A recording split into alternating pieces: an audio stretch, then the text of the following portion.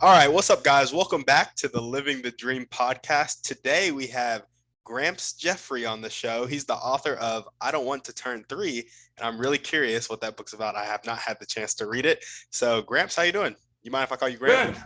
I appreciate you inviting me onto your show. Yeah, no, of course. I'm happy that you're on, and I always love having authors on because I want to write books myself one day. So, Oh, it's a challenge, let me tell you. awesome. So we like to jump right into the show and we like to start with getting to know you a little bit more. So why don't you tell us a little bit about what you like to do for fun? Well, why don't I tell you why I wrote this book? Okay, and that way it'll kind of explain what this whole idea is about. Living this past year because of the pandemic caused by COVID-19 in isolation, except for being able to be with my family, gave me a special time to watch and interact with the grandkids. I got to tell you, what a trip that has been. All six of my grandkids have completely different personalities. One thing they have in common is they have a sense of curiosity and how excited they get when they do accomplish something that is new. Watching them grow year to year and how they interact with each other is really the basis for this book. What goes through a toddler's mind that parents are so desperate to understand? When does a toddler understand the difference between me and us? This book explores how a family finds all of this out together. As a baby boomer, trying to understand how the world has evolved since I was 3 years old is also part of this story. My parents, they didn't have cell phones, they didn't have the internet, they didn't have cable TV, they didn't have remotes. I was my dad's remote. He said, "Son, go change the channel." So I was the remote back in the old days. So I wrote this book to read to these grandkids. The reaction to me has been quite invaluable. As you watch them, understand Jordan. Jordan is the star of the book. He's the one that's going from 2 to 3 years old. Discovery of right versus wrong. You can see the older kids have gone through the same kind of a dilemma. Younger kids don't quite yet understand the concept of sharing. And that's what this whole book is about, is the concept of when do we learn how to share with each other. So this whole experience to me has been priceless. Gotcha. And so you're writing this book, one for like you have grandchildren in your life right now, but two, to read the book to them, share the concept of sharing with them. That's correct. And I guess the real question we should ask ourselves is, and your audience can ask is, at what age do you really take responsibility for your actions? At what age do you really start to share with others? Is it 3 years old? Is it 13 years old? Is it 23 years old? Or is it, like I've seen with many of my peers, not until you're 63, that you start to share and take responsibility for your actions? Gotcha. And so in writing this book, just a little follow-up question, is this more of a like fictional story, or is it modeled after grandchildren that you have slash other kids that you know? Yeah, no, this is definitely modeled after my six grandchildren. My grandkids go from the ages of 1 to 9. So it's kind of been the whole idea. And if you take a look at all the characters in the book are named for my grandchildren, the six grandchildren I have. Even though the book is a book that's animated and colored, they're all based on actual pictures of what the kids do. And so this is a true story that's but it's from my family. But when you think about it, I think it's okay it happens in just about any family here in the US or even around the world. Yeah, no, absolutely. And so your book is titled I Don't Want to Turn Three. It's about that concept of sharing. What have you found out in the process of writing this book about when people are learning to share, or what triggers that? Like, because you just said it yourself, you could be 23, 63, 43, not know how to share. So what triggers that knowledge? Well, what is very influential in young kids is how their parents react to what they're doing. If the parents react like, don't do that, you're bad and all that, it has a different effect than let's figure out how to make sure this thing works correctly. So what's interesting is the actual book, and what actually happened in the book is it was all generated from the thoughts and processes of my 8-year-old granddaughter, who was teaching her 2 and 3-year-old cousins the difference between right and wrong. And the parents throughout the book, they were very open in having the kids solve the problem rather than telling what to do. Because, when you think about it, it's necessary for us all to kind of teach children how to think, but not really what to think. And the role of parents and grandparents is, teach them that they should be thinking. And this is what the book's about, kind of teaching you how to think, not what to think. Gotcha. No, I really love that. And I love how you guys as a family were mature enough to kind of step back and let those kids evolve as they did. And so, yeah, I really like the idea of this book. So I guess, what is your like overall vision for the book? Is it something you wrote just for your family, or is it something you're trying to spread to the world? Well, initially, I wrote it for my family, but the more I thought about it, and when it was going to publication, it was as I'm talking to, other grandparents, okay, the people in their 50s and 60s and 70s, they sometimes really don't understand, how involved they need to get into their kids' lives. So when I wrote the book, I kind of figured I've got to go on a mission here to get grandparents involved in their kids' lives. There's all kinds of reasons why grandparents don't get involved in kids' lives. But you got to remember, as a grandparent, and again, as a grandparent, I'm hoping to help my kids teach their kids, but I can't control that. It's really the kids who do the teaching. Grandparents just reinforce it. But when you're a grandparent, you got to figure that these kids are young. They're only once are they young. And for the matter, as we as grandparents get older, we're only getting older too. So we have got to figure out how to get involved in helping these kids as they're growing up. In any family, whether it's a family just raised by mother, by father, with divorce, a regular family, it takes a village. It takes more than one person to help these grandkids become more and more rounded. So it's important for grandparents, to reinforce what they're doing for their children and to get involved with these kids. So, keep in mind, you only have at the most 18 years. And when you get my age, a decade goes very fast. So you only got a couple decades here to really influence these kids, because once they turn 18, they got their own world. They go on to their own adventures, and you can decide whether you want to be part of it or not. You got to keep in mind, when you're a grandparent, that the future is unpredictable. We learned that through COVID. I mean, that's one of the reasons I was able to write the book, because we were isolated with the COVID. It's unpredictable. You could be here today, gone tomorrow. So you've got to take the time to spend with these kids. If you're able to, try to become part of the routine. Try to be, let the kids know who you are. And in my case, I'll give you a quick story how we became part of the routine. I live here in Scottsdale, Arizona, with a couple of the grandkids, and I've got a couple of my grandkids in Austin with you, and I've got a couple in Orlando. Well, obviously, during the year of COVID, we couldn't see each other as much as we want. Now, luckily for me, the Austin kids came and lived with us for 5 or 6 weeks because they could, because of the isolation of the jobs and so forth. But so for some reason, I found out, and I'm sure you've probably seen the same thing, these little kids, 2, 3, 4 years old, they love dinosaurs. I don't know why they love dinosaurs, but they love dinosaurs. They have, they can name all the different kinds of dinosaurs. All I know about dinosaurs is they're small, medium, and large. But they can tell me who they are, and if they eat plants or if they eat other dinosaurs. So what we decided to do to kind of keep in touch with our kids is every night we would have the dinosaurs at our house do something different.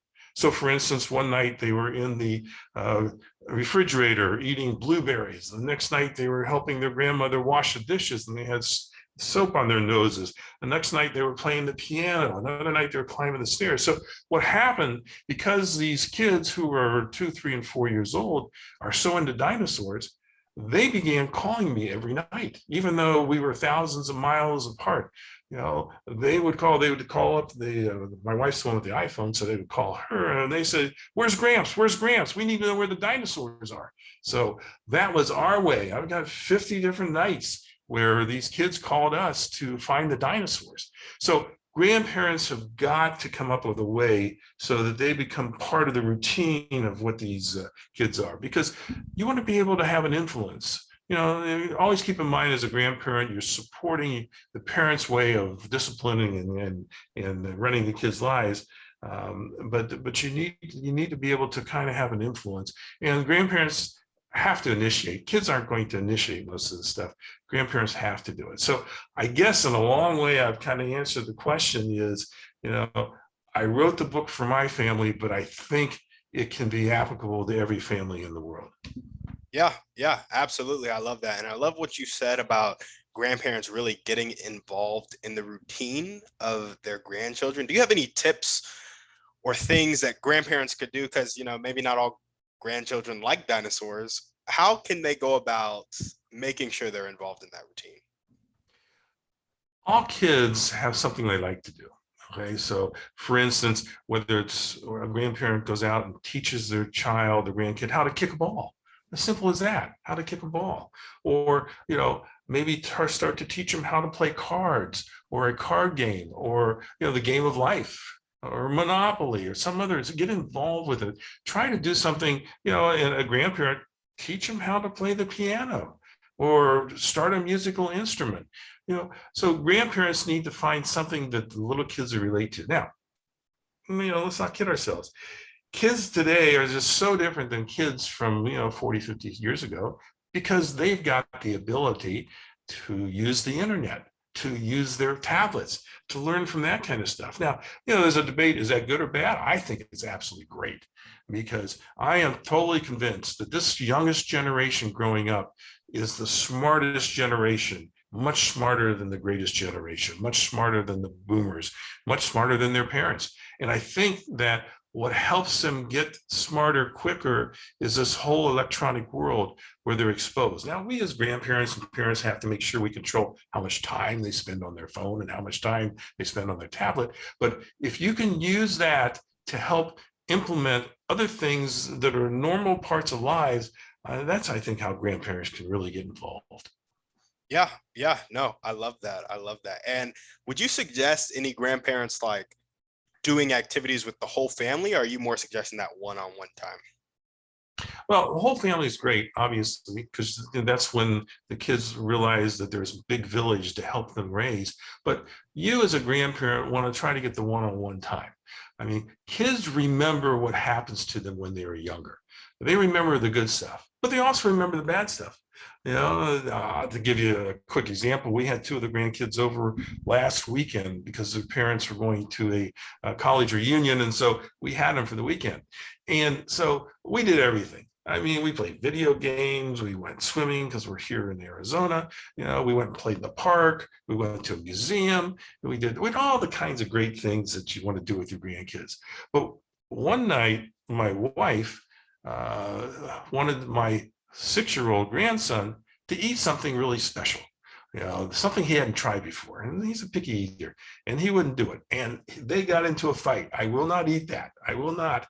And so when we gave the kids back to their parents, the granddaughter said, "Oh, we had such a great time. We went to the park. We played ball. I learned how to play a little tennis." My grandson, the only remembering that he said, "Grandma made me eat something I didn't want to eat." I mean, after 2 days of wonderful time, that's his only memory. So you as grandparents, got to remember that we are there as a complement to what the parents do. We're not the ones that are there to discipline them and teach them the wrong way or the right way. That's really what the parents' responsibility is. We're there to back them up. The great thing about being a grandparent is you give them back. We get them for a couple, 3 days, give them back. But I got to tell you, when we were playing for those couple of days, I couldn't wait till they went down for a nap so I could take a nap. They wore me out. But that's really the role of grandparents. Yeah, no, that's fantastic. I love that. And so I guess you know, you have this dream of that started small, started about writing this book for your family, and now it's spreading this book and this concept of grandparents interacting one-on-one with their kids to the world. So if there were a couple people you could meet that would help you take your next step towards really getting that message out there, who would the people be and how would they do it? Now, I think the most important thing that I want to make sure that everyone understands is the benefits of reading to your children. So the people that I would want to do are people in the education and teaching of reading. Stepping back and thinking, what is the benefit of reading to kids? All right. So going back to your question and your idea that it's the one-on-one grandparent versus the child is, you want to take out a book and you want to read as much as you can to these kids. Now, obviously, I want you to read my book, but there's 100 other books to read too. So it really doesn't matter what the book title is. It's actually sitting down that one-on-one time reading for kids, because one of the first things a reading with a grandchild does is it creates bonding. It's a nice, quiet way to spend time together, without a lot of distractions. The computers aren't on, nothing, parents aren't around, just to create that bonding with your child. Another reason that you want to keep reading to your children is because it supports listening skills. Now, you and I have learned, and especially in your business, that listening is the number one kind of asset that we can have as we grow older. The more we listen, the more we learn, and the more we can teach others to learn. So reading together with little kids, is quietly is teaching them how to have these different listening skills. And so this kind of requires them to listen as you read a book. The other thing that's good about reading to kids is, cognitive and language development. It helps them expand on the words that they don't know or do know. It helps them, they can ask a question, what does this word mean? So reading helps them kind of expand their vocabulary. And probably one of the most important thing is attention span. If you're sitting there reading a book with it, their attention span is longer than 2 minutes, as you're reading a book. So all these reasons, are why parents, and then obviously I'm talking about grandparents, should take the time to read to children.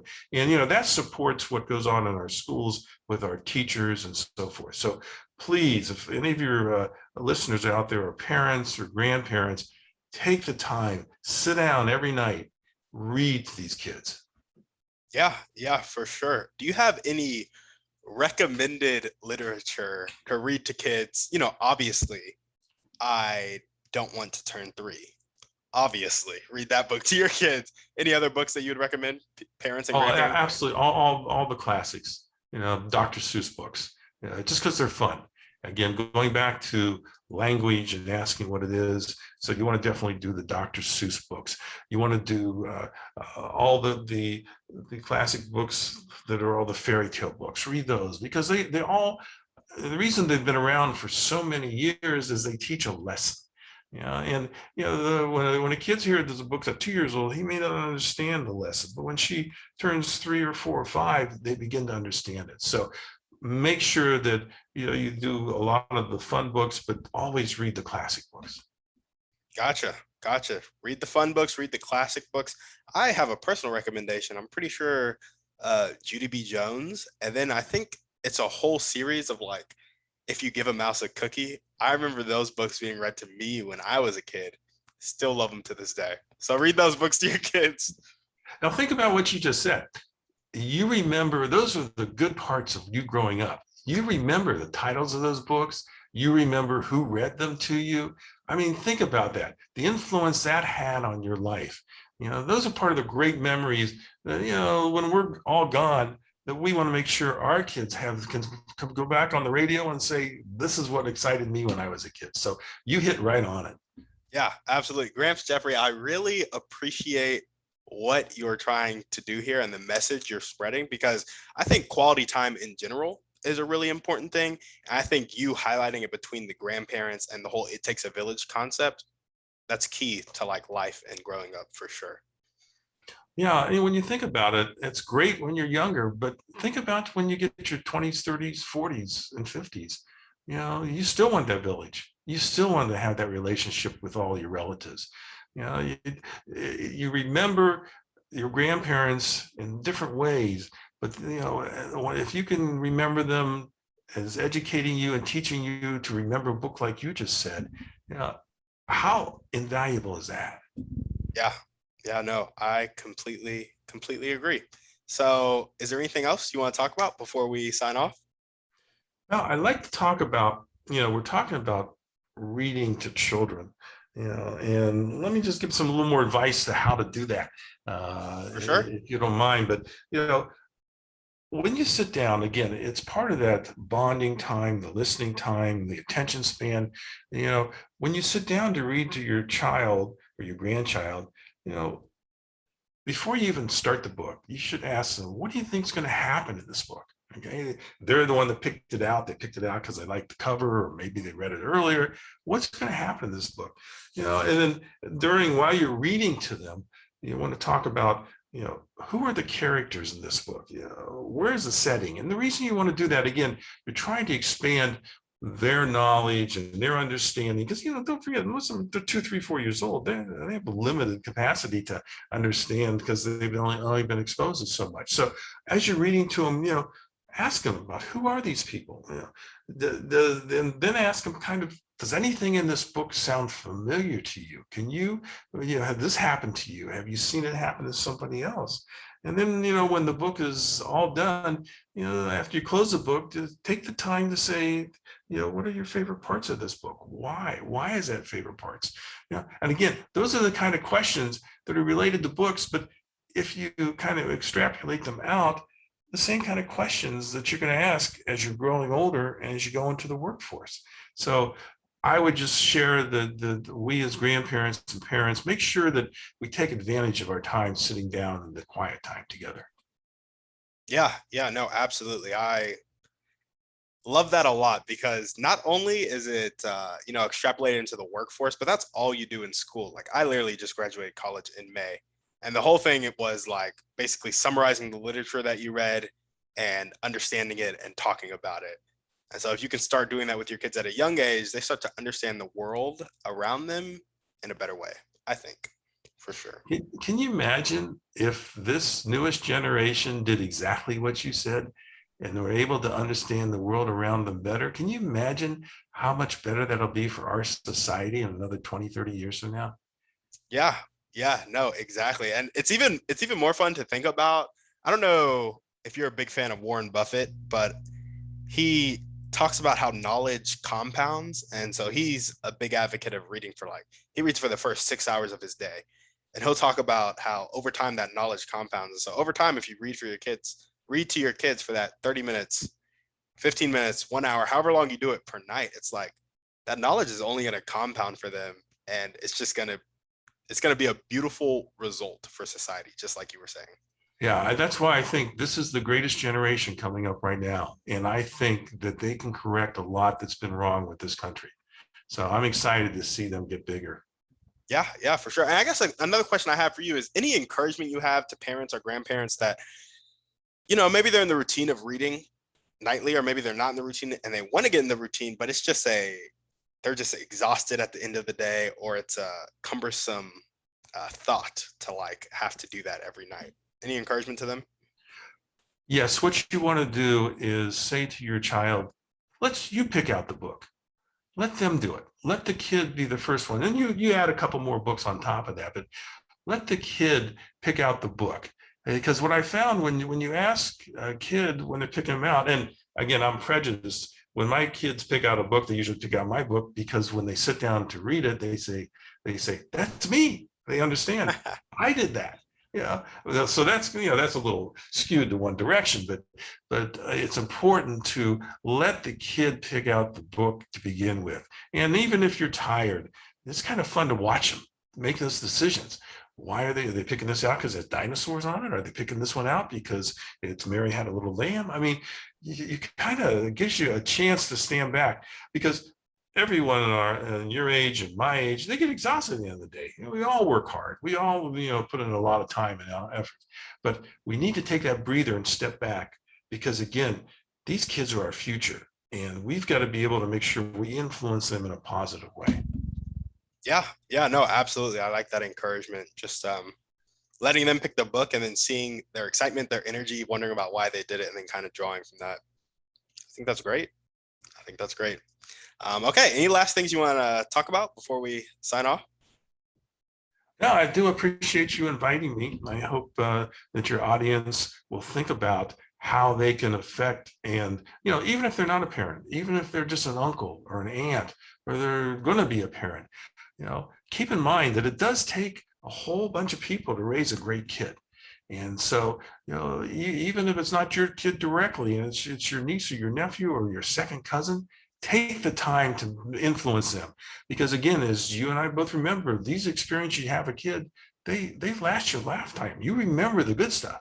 You also remember the bad stuff, but it's important that we have more good than bad. Absolutely, absolutely. And I think a huge key theme, even if you're not an uncle or an aunt, if you have a relative, have a sibling, have somebody that you can pour into, like just make sure you get that quality time in with the people you love, because like you were saying earlier, you can be 20, 30, 40, and you still want that village around you. And that just means you have to invest in those relationships with that quality time. So that's a challenge to all the listeners. You have a relationship you can go invest in, spend the quality time. Maybe it's not reading together, maybe it is, but go spend the quality time with the people you care about. All Great. righty. On that note, if you were listening to this podcast and you liked what Gramps Jeffrey had to say, you liked his book, help him spread the message. Reach out to some grandparents that may still be in your life or some that you know. Reach out to some parents. Talk to them about how important it is to read to their kid. Reach out to Gramps Jeffrey. Have a conversation with him. I'm sure he'd be open to that. And don't forget to like and subscribe to the podcast on Apple Podcasts. And thanks for listening, guys. We're out.